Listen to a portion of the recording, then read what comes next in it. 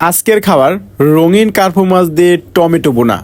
কেমন লাগলো আজকের খাবার? আসসালামু আলাইকুম, welcome back to my another blog. তো আসার সময় অফিস থেকে একটা মাছ নিয়ে আসছি, তা আবার লাল টুকটুকে এই কার্পু মাছটা। তো কার্পু মাছ কাটাকাটি শেষ, তো কাটাকাটি দেখাইতে পারি নাই কারণ ভিডিও অন করা আসলে ওইরকম বেজাল হইতেছিল।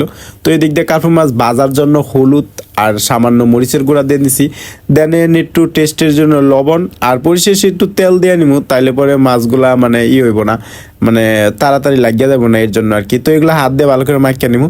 মাখিয়ে নিয়ে মূলত এটা সাইডে রাখিয়ে দিব, কারণ এর জন্য তো তরকারির জন্য সব কিছু কাটটা কুটে নিতে হইব। তো তরকারির জন্য পেঁয়াজ টিয়াজ সব কিছু আমি কাটতে নিতেছিলাম।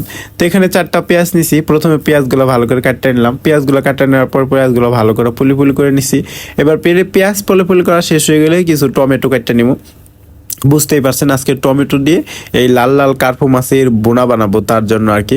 তো টমেটো আর পেঁয়াজ তো আমার কাটাকাটি শেষই হয়ে গেল। তো টমেটো পেঁয়াজ কাটা শেষ হয়ে গেলে এখন আমার কিছু মরিচ কাটে নিতে হইব। দেন ফর কয়েকটা কাঁচামরিচও কাটে নিলাম। দেন ফর কাঁচামরিচ কাটা শেষ হয়ে গেলে দেখতে পাচ্ছেন আজকের প্লেটে শুধুমাত্র টমেটো আর পেঁয়াজ কুচি আর এই কাঁচামরিচ কুচি। তো এই দিক দিয়ে আসলে প্লেটের মধ্যে সব রকমের মশলা নিয়ে নিলাম। তো সব রকমের মশলা নিয়ে একটু লবণ নিয়ে তারপর চলে গেছিলাম চুলা পারে মাছগুলা নিয়ে। প্রথমে মূলত মাছগুলারে ভাজা নিতে হবে। মাছগুলা ভাজার জন্য কড়াইয়ে পর্যাপ্ত পরিমাণে তেল দিয়ে দিব।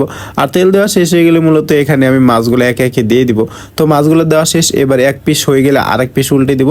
তো মাছগুলো উল্টাতে একটু অসুবিধা হচ্ছিল, কারণ কয়েকদিন ধরে তো রান্না বান্না হয় না, এর জন্য আর কি। তো এই দিক দিয়ে আসলে মাছ ভাজা শেষ, মাছ এখন একটা পাত্রে উঠে রাখবো। আর দেন ওখানে আমার তরকারিটা রান্না করে ফেলবো।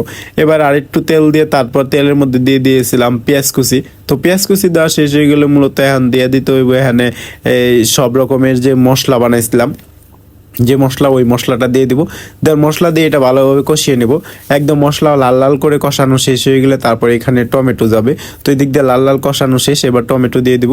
সবগুলো টমেটোর ফালি দিয়ে তারপরে এদিক সেদিক করে একটু কষিয়ে নিব। কষিয়ে নেওয়া শেষ হয়ে গেলে দিয়ে দেবো এখানে কাঁচামরিচ। কাঁচামরিচগুলো দিয়ে দেওয়া শেষ হয়ে গেলে মূলত পানি আনতে গেছিলাম, তো এখন এখানে পানি দিয়ে দিব।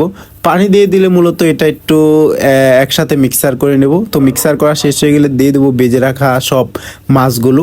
আর এই মাছগুলো দিয়ে দিলে আজকে আমার রান্না বান্না শেষ। তো খাবারটা আসলে খুবই জোস ছিল।